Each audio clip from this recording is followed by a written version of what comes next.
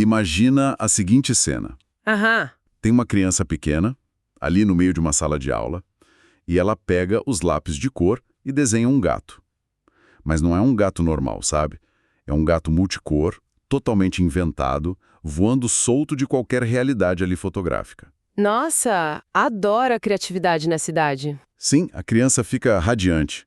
Mas aí, o que a professora faz, ela pega o papel, na frente de todo mundo, e simplesmente rasga o desenho em pedaços. Caramba! Mentira! Sério, rasga tudo. E por quê? Só porque, nas palavras dela, gatos não são coloridos assim. Tipo, parece até cena de filme distópico, né? Totalmente. Mas isso realmente aconteceu. E, bom, essa história leva a gente direto para o núcleo de uma das ilusões, tipo, mais perigosas que a gente costuma aceitar sem nem piscar, que é a ilusão de que a educação é um negócio neutro. Essa história do gato rasgado, ela ilustra perfeitamente o medo da liberdade. A professora ali não rasgou só um pedaço de papel, né? Ela rasgou a capacidade de invenção daquela criança. Pois é. E ela fez isso porque o sistema educacional tradicional, muitas vezes, ele condiciona o educador a ter pavor de qualquer coisinha que saia dos trilhos pré-determinados. E é justamente aí que entra a ideia da esperança. Não como, tipo, algo romântico ou ingênuo, mas como uma ferramenta mesmo, uma ferramenta de ruptura. Ok, vamos desempacotar isso porque o nosso objetivo aqui hoje não é ficar só viajando na filosofia. Com certeza não. O foco desse nosso mergulho de hoje é destrinchar as lições práticas, muito práticas, do livro Pedagogia da Esperança, do educador brasileiro Paulo Freire.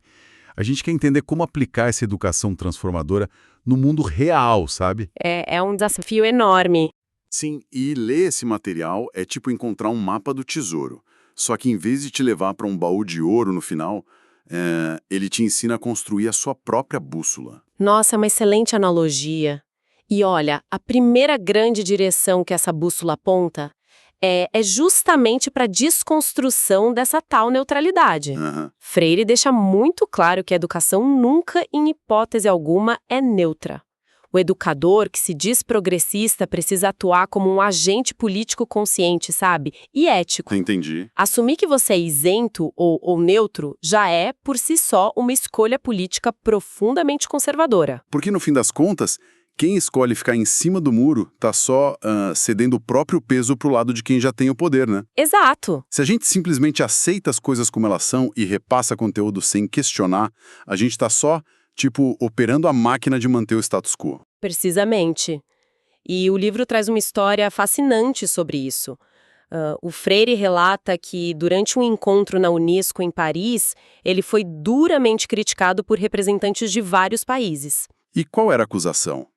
Então, eles diziam que ele não era um educador de verdade, mas sim um agitador, porque a pedagogia dele era, abre aspas, demasiadamente política. Nossa, o que é uma ironia gigantesca, né? Sim, muito.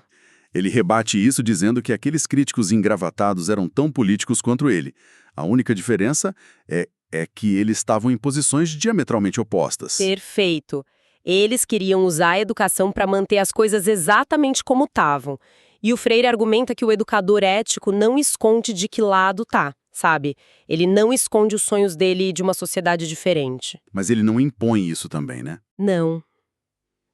De jeito nenhum. Ele não impõe essa visão, goela abaixo, mas ele coloca as cartas na mesa. A transparência é tipo o antídoto contra a manipulação. Mas peraí, deixa eu bancar o advogado do diabo por um minutinho aqui. Manda. Eu entendo a teoria, beleza.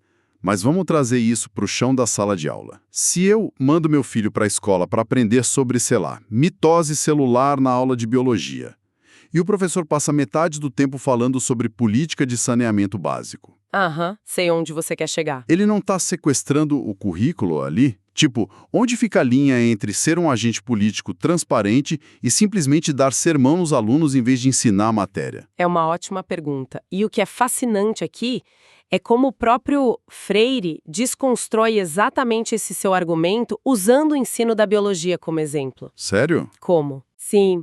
Ele concorda que o professor precisa ensinar a mitose, o funcionamento das células, o fenômeno vital.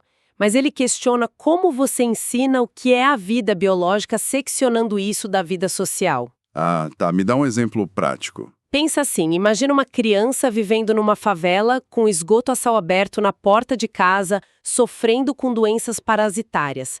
A vida biológica dessa criança é impactada de forma brutal, sabe? Sim, com certeza. É completamente diferente da vida de uma criança num bairro nobre com saneamento de ponta. Então, ensinar as organelas da célula, ignorando que o ambiente externo tá, matando aquela célula por falta de políticas públicas, é ensinar uma biologia fantasma, é algo incompleto. Ah, entendi. Então não se trata de abandonar a ciência para falar de política, mas sim de mostrar que a ciência opera dentro de uma realidade política. Exatamente isso. E, bom, é muito importante a gente pontuar aqui, para quem acompanha o nosso mergulho de hoje, Sim, fundamental. que, independentemente da pessoa ser mais alinhada à esquerda ou à direita politicamente, o Freire está apresentando a lente ideológica bem específica dele sobre como a sociedade funciona, né? A gente não está aqui para endossar e nem para rejeitar essa lente. Claro, de forma alguma. Mas entender como ele pensa é absolutamente crucial para sacar por que ele vê a sala de aula tradicional como uma ferramenta de controle. Perfeito, é bem por aí. O educador progressista, na visão dele, ele une a teoria acadêmica com a dura realidade social, sabe? Estimulando o aluno a pensar de forma crítica sobre as engrenagens por trás daquele conhecimento. Mas isso aí levanta um desafio prático colossal. Qual? Se esse professor precisa ter toda essa consciência e entender a realidade social do aluno, como ele faz isso sem soar como um elitista arrogante? Esse é um risco real. Porque, é muito fácil um acadêmico chegar numa comunidade carente e tentar ser aquele salvador, cheio de teorias bonitas, né? Sim. E esse é o grande ponto de virada da pedagogia da esperança. Para ver transformação real, tem que rolar um encontro genuíno entre a teoria acadêmica e o que o Freire chama de saber de experiência feito. Saber de experiência feito, gostei do termo. Pois é. É aquele saber que a comunidade constrói na prática diária, ralando, sobrevivendo. Para o professor poder educar, ele tem que primeiro aprender a leitura de mundo daquele estudante, entender a sintaxe dele, os medos, as lutas do dia a dia. E o livro, ele traz duas histórias fantásticas que escancaram bem esse choque de realidades. A primeira delas rolou no Recife. Nossa, essa história é forte. Sim. O Freire estava dando uma palestra para trabalhadores sobre como os pais deveriam dialogar mais com os filhos em casa, e ele argumentava contra os castigos físicos. Ele citou teóricos, usou aquela linguagem acadêmica toda rebuscada, falou super bonito. E aí? E então, um operário pediu a palavra e deu uma invertida nele que mudou a vida do autor para sempre. Essa passagem é de uma franqueza, assim, e de um peso emocional brutais. O operário pede licença e começa a descrever, com os detalhes super cirúrgicos, como ele imaginava que era a casa do próprio Paulo Freire. Exato. Ele diz algo tipo, a sua casa deve ter um oitão livre, deve ter um quintal espaçoso, quartos separados para cada um dos seus filhos, banheiro com água quente. E o Freire morava exatamente assim, né? Certíssimo. Ele ficou perplexo. Aí o operário faz aquele contraste. Ele fala, o senhor chega em casa cansado, mas é um cansaço de quem trabalhou com a cabeça. Seus filhos estão de banho tomado, cheirosos e bem alimentados. Nossa. E ele continua, agora olha para nós. A gente chega da fábrica com o corpo quebrado de tanto carregar peso, a casa é um cômodo só. Os meninos estão sujos, chorando de fome, a gente perde a cabeça e bate, mas se a gente bate, não é porque não ama os filhos, é porque a dureza da vida não deixa espaço para mais nada. Uau! É de arrepiar, porque o que o operário revelou ali não foi ignorância, de forma alguma. Foi um saber de classe profundíssimo, sabe? Sim, com certeza. Ele exigiu ser compreendido na dor material dele, nas condições objetivas de vida dele, antes de ser obrigado a ouvir teorias pedagógicas importadas da Europa. Faz todo sentido. Ele mostrou para o Freire que qualquer teoria acadêmica, por mais correta e bem intencionada que seja, é completamente inútil se não souber pisar no chão de fábrica, no barro da rua daquele trabalhador. E o Freire teve que engolir a própria arrogância intelectual. Que lição! E olha, a segunda história vai exatamente nessa linha da humildade, mas aconteceu no Chile. O Freire estava numa roda de conversa com camponeses sobre agricultura e política. Sei qual é. De repente, um silêncio constrangedor toma conta ali do grupo. Os camponeses param de falar e soltam aquela clássica: "Ah, o senhor é que tem que falar. O senhor é o doutor, o senhor sabe as coisas, nós não sabemos nada." Isso é o que a gente chama de introjeção histórica. São tipo séculos de opressão, convencendo o trabalhador braçal de que o conhecimento prático dele não tem valor nenhum.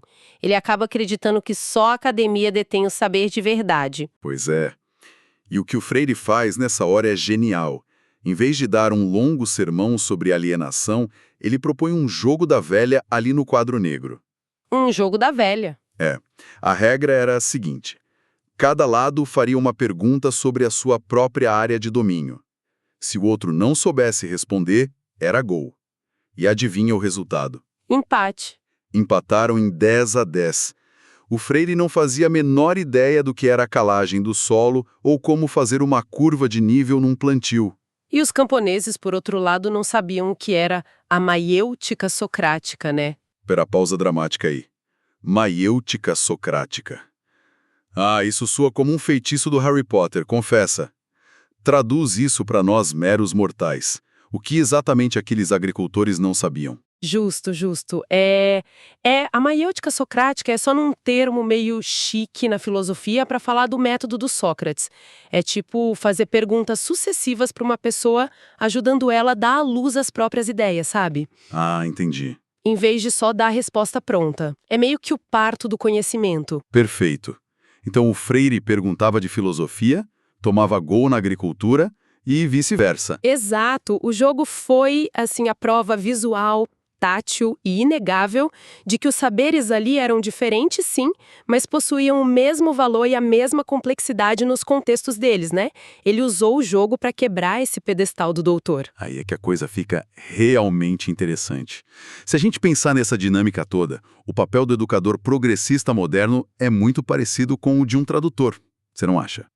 Olha, é uma boa forma de ver a coisa. Porque, tipo, um tradutor não pode simplesmente chegar em outro país impondo o idioma dele aos gritos e achar que está sendo compreendido. Ele precisa sentar, escutar, aprender a estrutura gramatical, o vocabulário das pessoas ali do local. Sim, com certeza. Só a partir do momento em que ele domina a língua do outro é que ele consegue criar uma ponte para ensinar a sua própria língua. A analogia do tradutor é irretocável. A prática diária exige esse reconhecimento mútuo contínuo. É a oposição mais direta ao que o Freire batizou e ficou famoso como educação bancária. Ah, sim. Aquela ideia de que o professor vai lá no banco da mente do aluno e apenas deposita informação. Isso mesmo. O aluno é visto como um cofre vazio, totalmente passivo, que só fica recebendo depósitos de conhecimento de um professor que é o Todo-Poderoso. Que loucura. Na visão transformadora, o conhecimento não é transferido desse jeito, ele é construído em conjunto através do diálogo. O que, parando para pensar, é muito bizarro, porque a gente vê essa educação bancária o tempo todo, até hoje em dia, né? Em todo lugar. Pensa naqueles seminários corporativos intermináveis.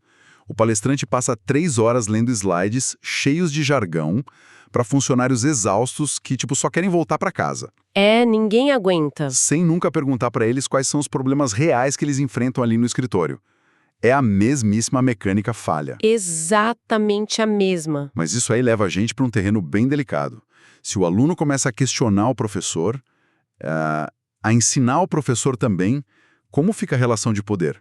Como a gente equilibra a autoridade do mestre com a liberdade do estudante. Nossa, é o que o Freire descreve como caminhar numa corda bamba todos os dias. O livro argumenta fortemente que a educação verdadeira tem que fugir correndo de 2 extremos catastróficos. Quais? De um lado, você tem a tirania da autoridade, que é o autoritarismo puro e simples. Do outro lado, tem a tirania da liberdade, que ele chama de licenciosidade ou espontaneísmo. É aquele cenário onde não tem regra nenhuma e tudo vira bagunça. E para ilustrar como a sociedade tenta lidar com essa tal corda bamba, o Freire resgata uma pesquisa riquíssima que ele fez lá nos anos 50. Ele trabalhava no SESI de Pernambuco e pesquisava sobre como as famílias aplicavam castigos em casa. Sim, e os dados dessa pesquisa pesquisa revelaram um recorte antropológico fascinante, viu? As famílias de áreas urbanas e as famílias de agricultores do interior usavam métodos de castigo extremamente violentos. Que tipo de castigo? Olha, palmatória, surra de cinto, fazer a criança ajoelhar no milho duro, e a justificativa dos pais era quase sempre a mesma. É a pancada que faz o homem virar macho, ou temos que prepará-los para a dureza do mundo. Clássico. Pois é. Mas quando a pesquisa olhou para as famílias de pescadores do litoral, o cenário mudou de forma bem drástica. Eles praticamente não batiam nas crianças. Nossa. E por que essa diferença toda? A análise concluiu que as famílias de pescadores não puniam com violência física, porque eles dividiam a tarefa de educar com a própria força da natureza. Como assim? O mar era o grande disciplinador, sabe? Se o jovem pescador não respeitasse as regras do mar, se fosse teimoso com as marés e com os ventos, a consequência era imediata e, potencialmente letal. O oceano trazia um horizonte gigante de liberdade, mas impunha limites irrefutáveis dados pela realidade prática de ter que enfrentar as ondas ali. Então a natureza era basicamente o policial mau da história. Basicamente. Cara, isso é brilhante. Hoje a gente tenta colocar a criança no cantinho do pensamento. Naquela época, o oceano dava o castigo por conta própria, né? Sim, era o limite da vida real. Mas, se a gente trouxer isso para dentro da escola, parece um pesadelo logístico. Se a gente tira o medo do castigo autoritário da jogada e tenta ser aquele professor super aberto ao diálogo, a sala de aula não vira um caos total. É o que muita gente teme. Como que se traduz esse limite imposto pela realidade, tipo o mar, para uma sala ali, fechada com 30 adolescentes com os hormônios à flor da pele? Como construir essa tal de disciplina intelectual que ele tanto defende? Que estudar é uma tarefa difícil, dolorosa e altamente exigente. Não é, uma brincadeira descontraída de roda de violão. Mas precisa ser uma tarefa com sentido.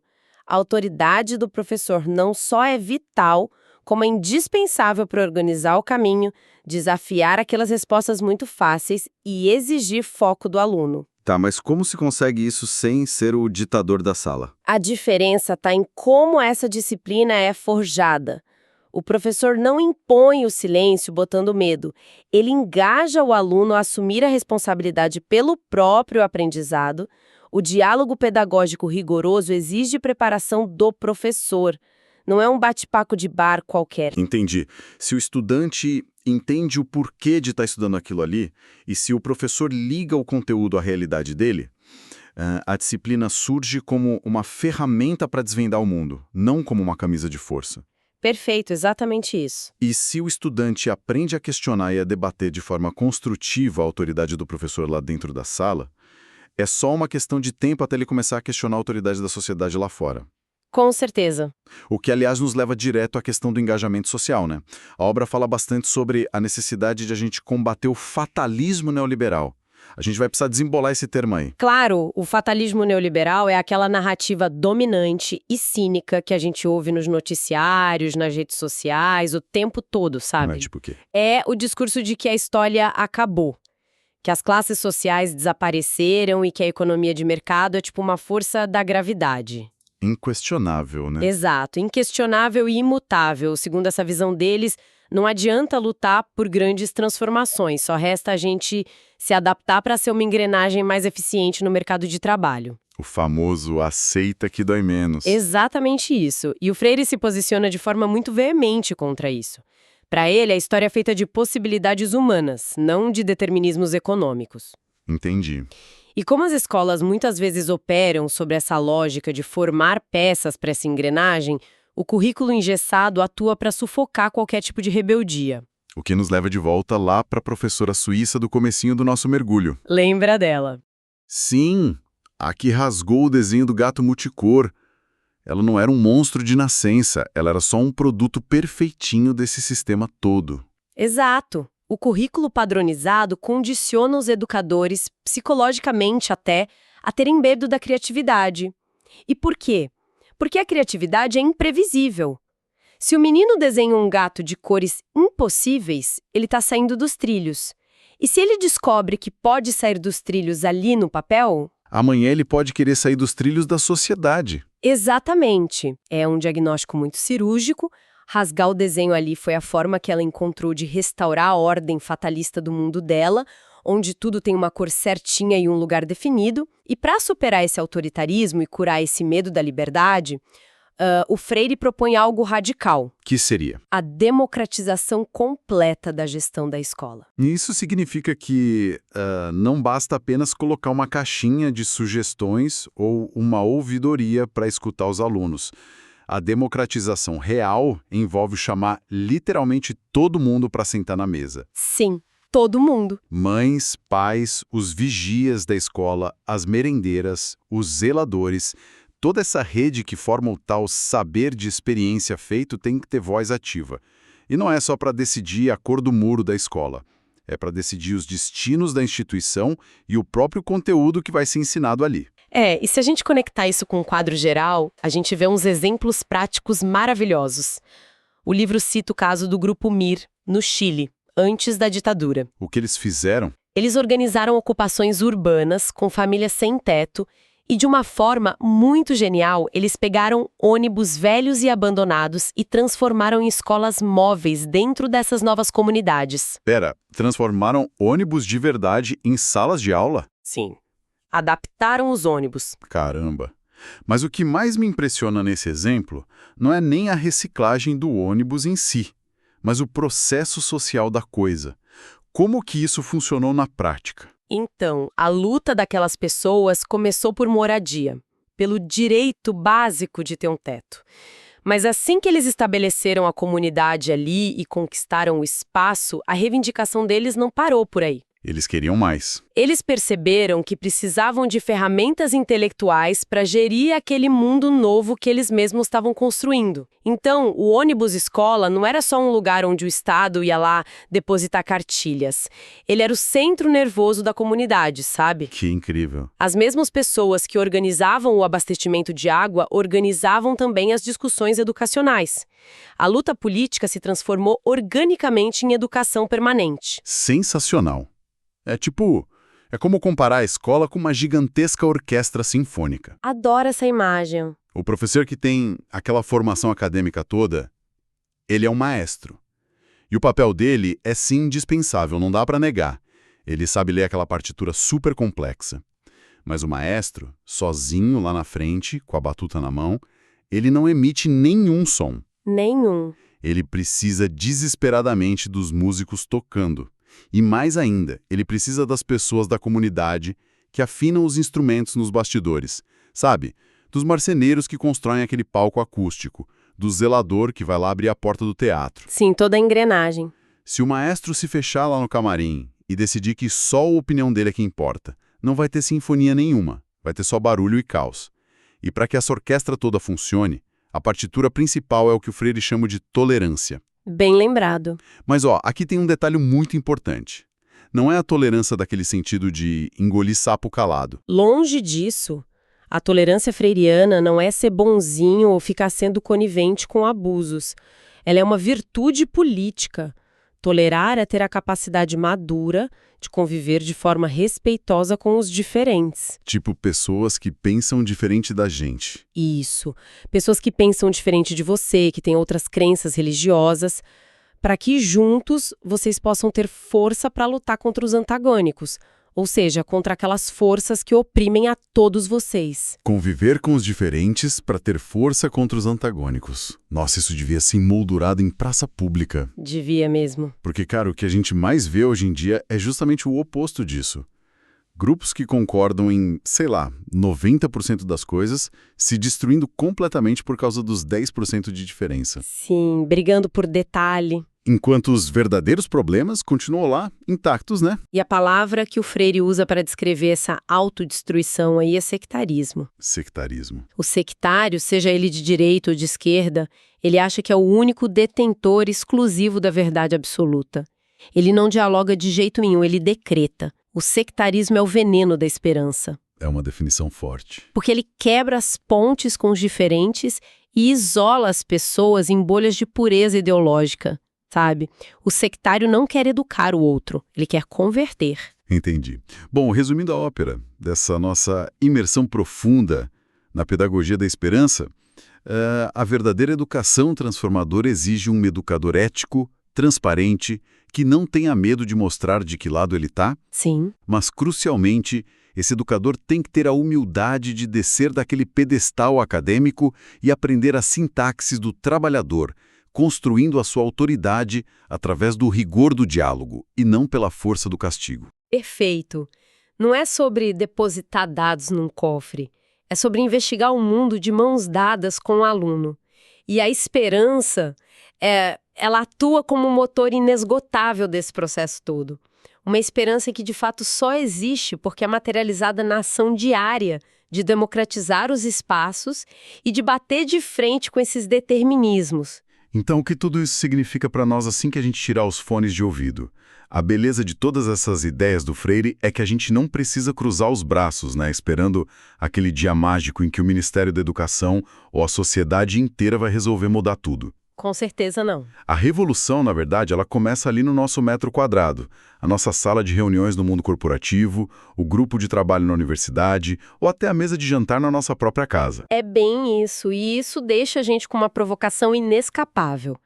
Se a gente olhar com bastante honestidade para os nossos próprios círculos de amizade, de trabalho e para as nossas próprias atitudes diárias, será que a nossa tão famosa postura de ouvir o outro não passa muitas vezes de uma formalidade educada, enquanto a gente só espera a nossa vez de falar? Nossa, pesou agora. Pois é.